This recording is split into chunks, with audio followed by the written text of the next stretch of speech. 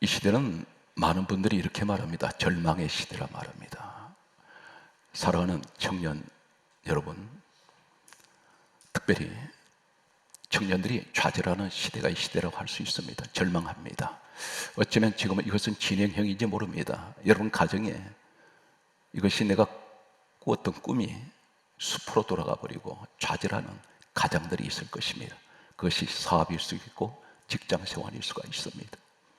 자녀에게 많은 기대를 했습니다. 그런데 이 자녀가 부모님이 기대했던 꿈을 접어야만 하는 이러한 가정도 있을 것입니다. 그러나 꼭 기억하십시오. 하나님께서는 실패는 수없이 해도 포기하는 사람을 쓰지 않습니다. 따라서요, 무슨 일이 있어도 포기하지 말자. 꿈을 가지셨으면 그대로 믿음으로 밀고 나가시는 오늘 부활의 이 아침이 되시기를 바랍니다. 하나님께서 인류 역사에서 최초로 모든 하나님을 믿는 믿음의 조상으로 세운 사람 한 사람이 있습니다. 이 사람이 모든 전 세계에 모든 하나님 믿는 사람들이 롤 모델이라고 할 수 있습니다. 표본입니다. 그 사람은 바로 아브라함이라는 사람입니다. 이 아브라함을 가리켜서 로마서 4장 11절에는 다음과 같은 말씀을 하고 있습니다. 아브라함은 하나님을 믿는 모든 자의 조상이라고 그렇게 성경 기록합니다. 성경 누가 기록했습니까? 디모데후서 3장 16절에는 모든 성경은 하나님의 감동으로 기록이 되었다 있습니다. 하나님의 감동이라는 것은 하나님께서 지시하셔서 사람들이 기록을 했다는 것입니다. 그런데 여기에 믿음의 롤 모델로 믿음의 조상 아브라함을 세우셨습니다. 로마서 4장 16절에도 이렇게 기록하고 있습니다. 우리 모든 사람들이 믿는 사람의 조상 아브라함이라고 말씀하고 있습니다. 아브라함은 창세기 12장 4절에 하나님의 부르심을 받게 됩니다. 이때가 성경 기록하기를 75세였습니다. 75세 때에 하나님을 영접하게 됩니다. 그런데 이 사람의 믿음은 어떤 믿음이냐면 첫 시작이 여호와의 말씀을 따라갔고 하나님의 말씀을 따라가는 믿음입니다. 기독교는 말씀을 믿는 종교가 기독교입니다.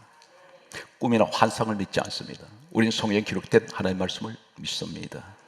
로마서 10장 17절은 믿음은 들음에서 나며 들음은 그리스도의 말씀으로 말미암습니다. 오늘 또 마찬가지로 저는 성경 66권을 성경을 보지 않고 모든 성경이 저 속에 하나님께서 다 집어넣어 주셨습니다. 유일하게 오늘 이 말씀을 전하는 것은 항상 방송을 통해서 모든 목사님들이 한결같이 질문하는 것은 목사님 얼마나 많이 외우셔서 몇 천독 했습니까? 저는 그렇게 한 적 없습니다. 고린도전서 12장 7절 이하에 성령의 나타나심, 그 첫 번째가 지혜 말씀, 지식의 말씀, 말씀 원서가 첫 번째, 두 번째입니다. 저는 말씀 원서를 하나님 주셔서 지금까지 방송을 하고 있습니다. 오늘 또 역시 마찬가지로 저것은 전하는 말씀은 인간 윤호균 목사가 전하는 것이 아니라 성령 하나님께서 윤호균 목사를 통해서 성경 말씀을 전하신다고 그렇게 믿으시고 은혜 받으시기 바랍니다. 그리고 절대 강조합니다. 좌절하지 마세요. 실패할 수 있어도 반드시 당신은 다시 성공하는 부활의 자리에 하나님이 세우실 겁니다. 성경 말씀을 보면 여호와의 말씀을 따라갔던 믿음의 조상 아브라함, 이 사람은 5가지 축복을 받게 됩니다. 그는 75세 때에 홀홀 단신 아내 사라와 조카 롯과 함께 떠났던 이 사람이 세상에서 가장 축복받았던 이 아브라함은 5가지 특징이 있습니다. 첫 번째, 창세기 25장 7절 말씀에 보게 되면 아브라함은 175세까지 살았다고 성경은 나이를 기록하고 있습니다. 그런데 이 사람은 병들어 죽은 것이 아니라 성경은 창세기 25장 7절에 이렇게 기록하고 있습니다.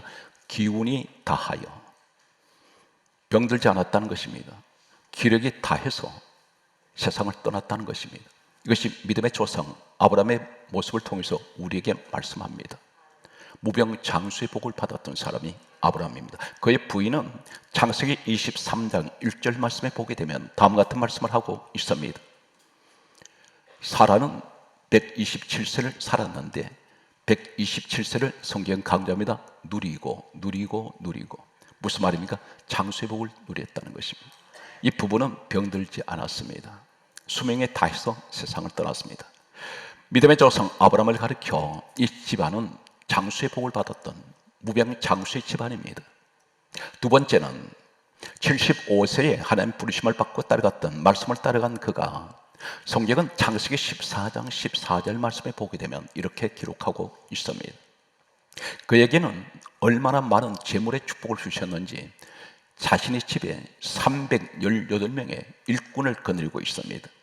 군대 조직으로 말한다면 중대병력이 아닙니다. 대대병력입니다. 엄청난 318명의 장정입니다. 장성한 이 청년들, 이런 사람들을 318명을 자신의 집에서 한 가정에 얼마나 재산이 많으면 318명의 종을 거느리고 있습니다. 군대 조직입니다. 세 번째는 이 사람은 자녀의 축복을 받습니다.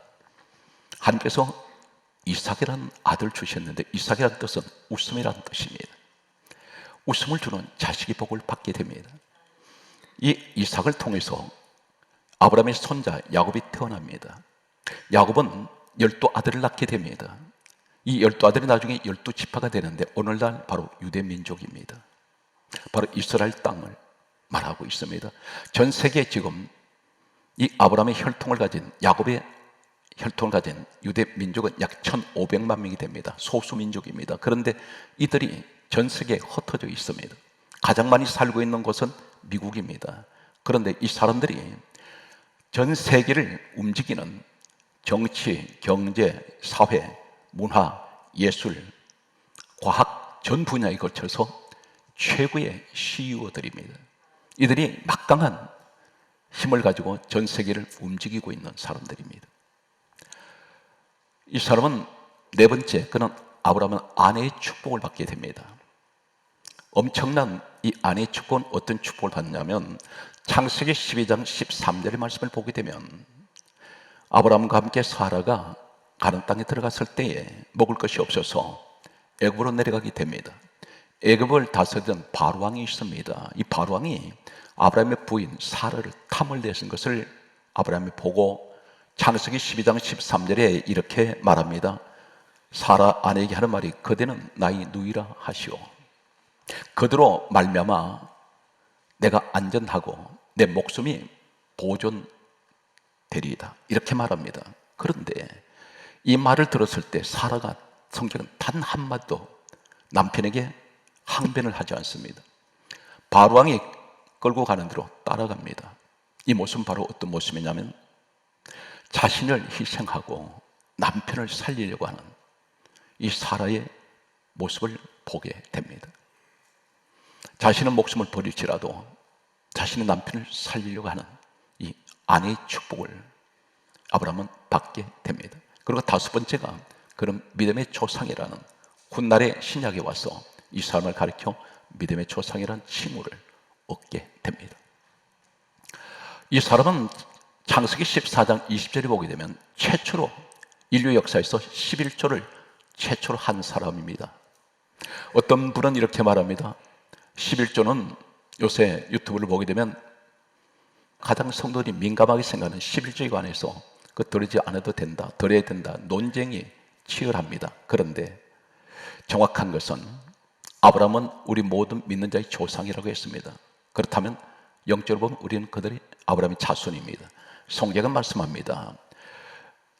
흔히들 기독교를 비판하고 11조를 비판하는 사람들은 그것은 구약시대에 있었던 것이고 율법시대에 있었던 것이고 율법에서 시작된 것이 11조 아니냐 이렇게 말하는데 11조는 율법과 상관없습니다. 아브라함은 율법시대의 사람이 아닙니다. 율법은 요한복음 1장 17절에 율법은 모세로 말미암아 주어진 것이요 모세는 출애굽기에 태어난 사람입니다. 아브라함은 창세기에 태어난 사람입니다. 역사를 보았더니 연대가 아브라함과 모세의 연대는 약 600년 이상 차이가 납니다.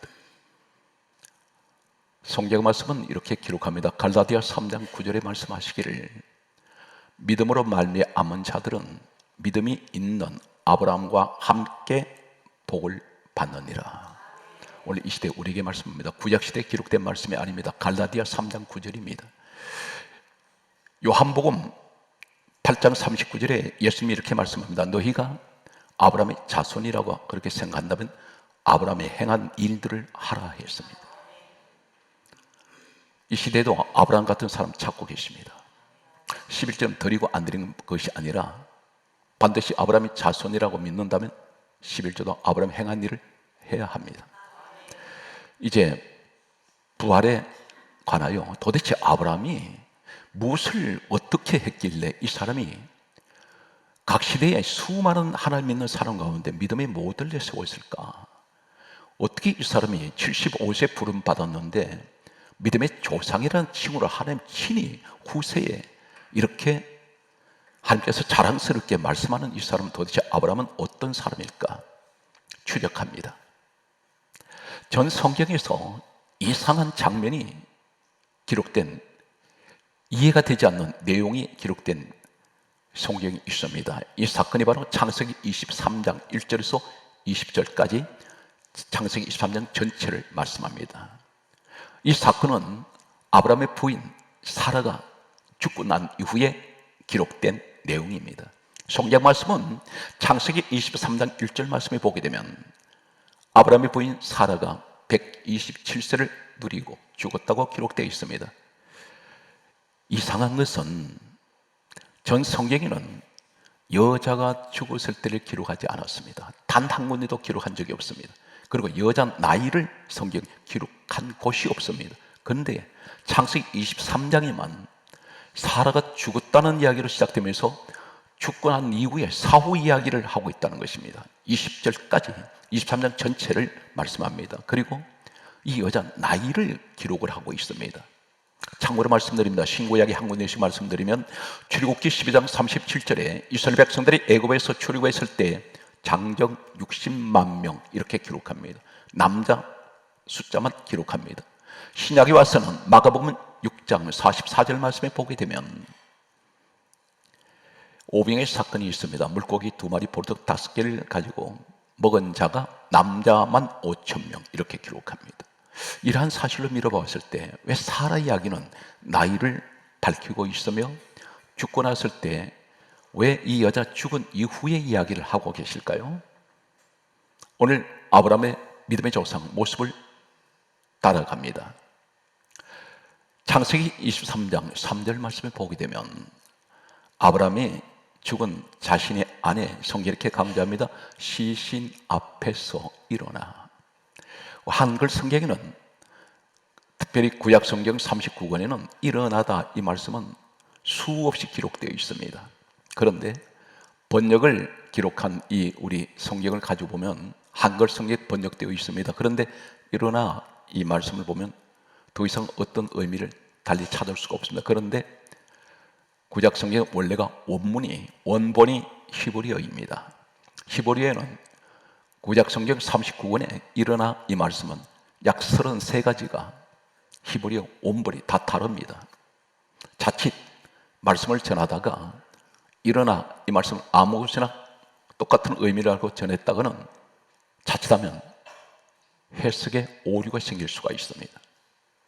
오해할 수가 있습니다. 그런데 창세기 23장 3절에 아브라함이 사라의 시신 앞에서 일어나 이 말씀은 구약성에 기록된 히브리어 원본 가운데 한 원문이 쿰이라는 단어를 쓰고 있습니다. 이 쿰이 어떤 의미를 가지고 있을까요? 성경 말씀은 이사야 26장 19절을 보면 따라하시겠습니다. 시체들은 일어나리이다. 바로 부활을 말씀합니다. 아브라함이 자신이 죽은 아내 시신 앞에서 일어나 쿰, 이 말씀은 히브리어 원본에는 구약 성경 약 33가지가 원문이 다 다른데 그 가운데 한 가지가 쿰이라는 오늘 창세기 23장 3절의 이 말씀은 바로 이사야 26장 19절에 시체들은 일어나리이다. 아브라함이 일어났을 때 어떤 생각을 하냐면 내 아내는 반드시 부활합니다. 내 아내는 다시 살아납니다. 이 부활 신앙을 갖고 있는 거예요. 그런데 또 한 가지가 똑같은 이 쿰이라는 단어 어디에 쓰고 있냐면 이사야 44장 26절에는 복구시키리라. 이 말씀이 쿰입니다. 믿음의 조상이라는 칭호를 받았던 아브라함이 죽은 자신의 아내 앞에서 일어나다 내 아내는 다시 살아납니다. 내 아내는 다시 복구 하나님께서 시켜주실 것입니다. 복구된다는 게 무슨 말입니까? 무너져 버렸던 형체가 무너졌는데 다시 원상태로 회복된다는 것입니다. 이것이 꿈입니다. 그런데 언제 살아날까요? 언제 이 시체가 일어납니까? 언제 복구됩니까? 성경 말씀을 보게 되면 창세기 23장 9절 말씀을 보게 되면 아브라함이 자신의 아내의 시신을 어디다가 장사를 하느냐면 성경은 이렇게 정확하게 기록하고 있습니다. 창세기 23장 9절에 밤머리에 있는 막벨라 굴을 돈을 주고 그것을 지명해서 사게 됩니다. 당시에 화폐 가격으로 보았더니 엄청난 비싼 돈을 주고 그 땅을 사게 됩니다. 왜 아브라함이 성경은 하나님이 감동으로 기록된 이 성경 속에 밤머리에 있는 막벨라 굴을 성경은 지명을 하고 있을까요? 아브라함 이것을 지명을 하게 됩니다. 밤머리, 창세기 23장 9절이 밤머리, 머리란 말은 히브리 원문은 따라하시겠습니다. 카체. 이 말씀이 무슨 말씀이냐면 시편 19편 6절에 보면 하늘 이 끝에서 하늘 저 끝까지 끝이라는 이 말씀이 카체입니다. 다시 말해서 내 아내는 끝날에, 마지막 날에 부활할 것입니다. 그래서 그곳에 아내를 매장하게 됩니다. 이 말씀이 무슨 말씀일까요? 예수님께서 이 땅에 오셨습니다. 아브라함 시대로부터 약 2000년이 흘렀습니다. 이 땅에 오신 예수님께서는 누구십니까? 빌립보서 2장 6절에 그분이 근본 하나님 본체가 되십니다. 하나님 본체 되시는 우리 예수님이 이 땅에 오셔서 이렇게 말씀하셨습니다. 예수님이 오셨을 때 참고로 말씀드립니다. 신약 성경은 기록되지 않았습니다. 예수님 떠나시고 난 후에 제자들에 의해서 마태, 마가, 누가, 요한복음이 계속해서 씌워지게 됩니다. 사도행전이라 하는 말은 예수님 제자들, 사도들이 행적을 기록한 것이 사도행전이 되게 되겠습니다. 그런데 구약성경 39권을 예수님 이 땅에 오셨을 때 기록되어 있었습니다. 예수님이 이렇게 말씀합니다. 요한복음 5장 39절에 이 성경은 내게 대하여 증언하는 것이다. 예수님 이야기라는 것입니다. 이 창세기는 모세가 기록을 했습니다. 그런데 모세가 기록한 이 창세기를 가리켜 이렇게 말씀합니다. 요한복음 5장 46절에는 모세는 내게 대하여 기록하였습니다. 바로 아브라함이 죽은 사라 시신 앞에서 일어나다 쿰한 것은 내 아내는 반드시 시체는 일어납니다. 부활합니다. 복구시켜 주십니다. 언제? 마지막 끝날에. 이 말씀이 바로 누구냐면 예수님을 말씀하고 있습니다. 요한복음 6장 잘 들으십시오. 39절, 40절, 44절, 54절 요한복음 6장에만 4번 예수님이 친히 말씀합니다. 내가 마지막 날에 죽은 자들을 다시 살리리라. 아브라함이 이 사실을 믿고 있다는 것입니다. 그런데 아브라함이 자신이 태어나던 시대부터 2000년 후에 오시는 예수님 어떻게 알았을까요? 바로 이 사실에 대해서 예수님 말씀하셨습니다. 요한복음 8장 56절에 너희 조상 아브라함은 나의 때 볼 것을 즐거워하다가 보고 기뻐하였느니라. 보았다는 겁니다. 언제? 때를 보았다는 겁니다. 무슨 때? 예수님 이 땅에 오신 때를 보았다는 것입니다. 예수님이 오시면 내 아내는 다시 부활합니다. 오늘 사랑하는 성도 여러분, 이 축복이 여러분과 함께 하시기를 예수 그리스도로 축복합니다. 성경 말씀은 계속해서 가게 되면 창세기 49장 29절에서 32절에 보면 아브라함의 손자가 되겠습니다. 야곱입니다. 야곱이 임종을 합니다. 그런데 마지막 12아들들을 다 축복을 하고 마지막 숨을 거두기 직전에 하는 마지막 이 땅에 남기는 유언의 한 가지가 있습니다. 내가 죽으면 이 사람 애굽에서 살다가 죽었습니다. 그런데 자신의 시신을 메고 가라 했습니다. 어디로? 이렇게 성경 기록합니다. 창세기 49장 29절에서 32절의 말씀을 보게 되면 특별히 30절에 그가 고백하기를 우리 할아버지 아브라함, 우리 할머니 사라, 우리 아버지 이삭, 우리 어머니 리브가 그리고 내 아내 레아가 장사된 곳에 나도 함께 장사하라. 그곳이 어디냐면 사라가 묻혀있는 밤머리에 있는 막벨라 굴입니다. 여기 왜 가 있을까요? 이 사람은 왜 그렇습니까? 성경을 읽으시면 이런 말씀이 나옵니다. 하나님은 아브라함의 하나님이요 이삭의 하나님이요 야곱의 하나님인 것을 너희가 알지 못하느냐. 이 말씀이 어디 있습니까? 마태복음 22장 31절에서 32절에 예수님께서 이렇게 말씀합니다. 나는 아브라함의 하나님이요 이삭의 하나님이요 야곱의 하나님이요 하신 말씀을 너는 읽어본 적이 없느냐, 구약을 모르느냐, 그 얘기입니다. 그러면서 하실 말씀이 나는 죽은 자의 하나님이 아니요 살아있는 자의 하나님이라. 이 말씀이 뭐냐면 3대가 왜 그곳에 가 있습니까? 마지막 날에, 끝날에 예수님 오시면 우리는 부활합니다. 여기를 기다리고 있다는 것입니다. 그래서 성경 강조합니다. 마태복음 22장 31절에 무슨 말이 나오냐면 예수님이 이렇게 말씀하셨습니다. 너희가 죽은 자의 부활을 논할진대, 이렇게 말씀합니다. 죽은 자의 부활에 관해서 너희들이 말하는데, 그러면서 바로 이어서 하는 말씀이 나는 아브라함의 하나님, 이삭의 하나님, 야곱의 하나님이요 나는 죽은 자의 하나님이 아니야, 살아있는 자의 하나님이야. 무슨 말씀입니까? 죽어도 너희는 다시 살아날 것이다. 이것이 부활 믿음입니다. 이 사실 믿습니까? 좌절하지 마세요. 아브라함의 믿음이 어떤 믿음이냐면 죽었음만이 부활한다는 그 믿음이 아닙니다. 지금 이 땅에 살아가면서 이 아브라함이 가지고 있는 그 믿음이 바로 부활 믿음입니다. 오늘 살아온 성도는 강조했습니다. 절망의 시대입니다. 힘들고 어려운 시대를 살아가는 순간순간이 마치 죽음 앞에 내가 서 있는 것 같습니다. 좌절합니다. 낙심합니다. 절망합니다. 여러분, 머리가 나빠서 실패한 것 아닙니다. 그리고 능력이 없어서가 아닙니다. 하나님께서 반드시 여러분을 향하신 귀하신 뜻이 계신 줄 믿으시기 바랍니다. 예레미야 3장 33절 에가에 이렇게 말씀합니다. 잘 들으십시오. 주께서 너희를 인생으로 고생하게 하시고 근심하게 하시는 것이 하나님 본심이 아니라 있습니다. 우리 믿음을 강하게 하시기 위해서 때로는 시련을 통하여 우리를 강하게 하실 때가 있습니다. 은혜로 받으시기 바랍니다. 아브라함이 이 땅에 살 때 어떤 믿음을 가지고 있었을까요? 로마서 4장 18절에 이렇게 기록하고 있습니다. 아브라함이 바랄 수 없는 중에 바라고 믿었습니다. 지금 우리에게 하실 말씀입니다.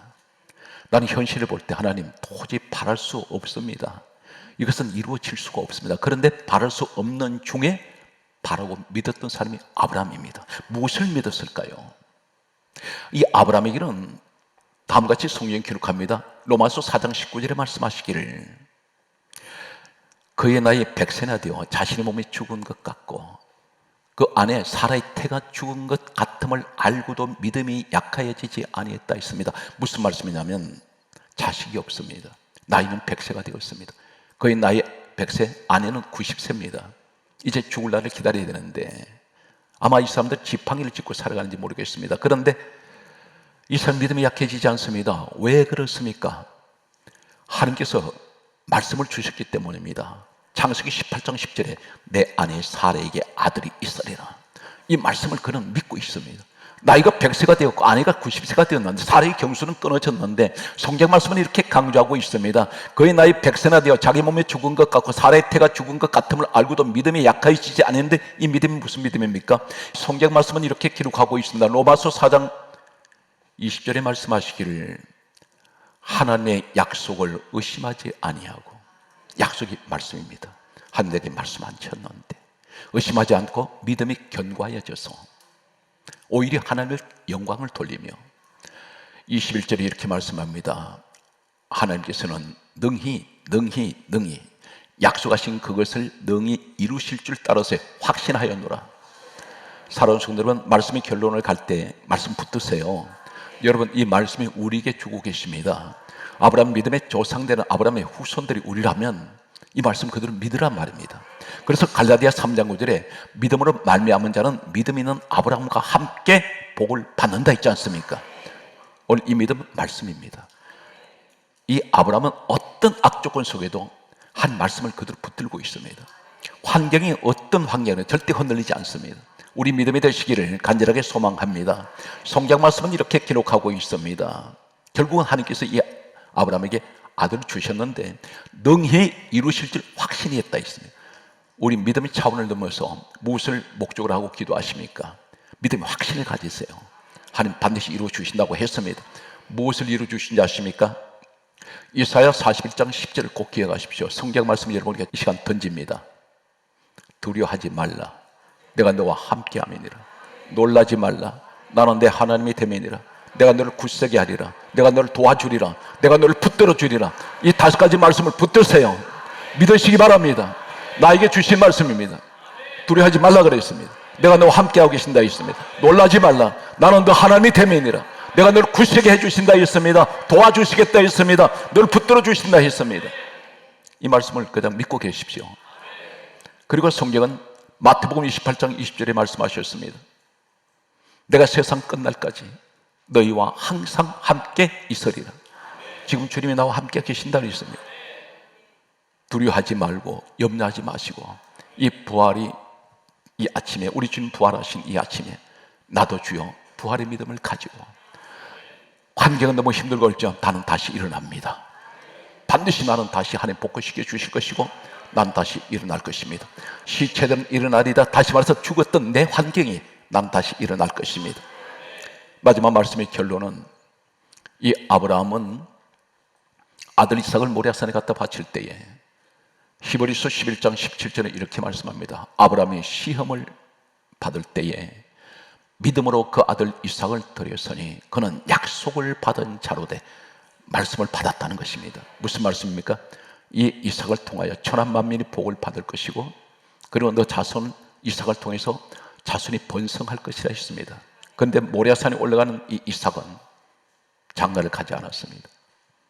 아브라함 믿고 있습니다. 하나님 반드시 이 아들 안 죽습니다.